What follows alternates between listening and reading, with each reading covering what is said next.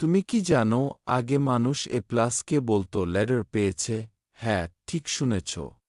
School কলেজে কেউ যদি খুব ভালো রেজাল্ট করত, অনেকে বলতো, ও তো লেটার পেয়েছে।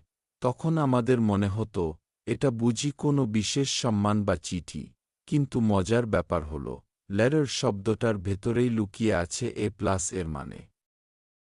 চলো দেখি। এল হল ইংলিশ বর্ণমালার 12তম বর্ণ, ই হল ইংলিশ বর্ণমালার 5তম বর্ণ, টি হল ইংলিশ বর্ণমালার 20তম বর্ণ, আবার টি হল ইংলিশ বর্ণমালার 20তম বর্ণ, ই হল ইংলিশ বর্ণমালার 5তম বর্ণ, আর হল ইংলিশ বর্ণমালার 18তম বর্ণ।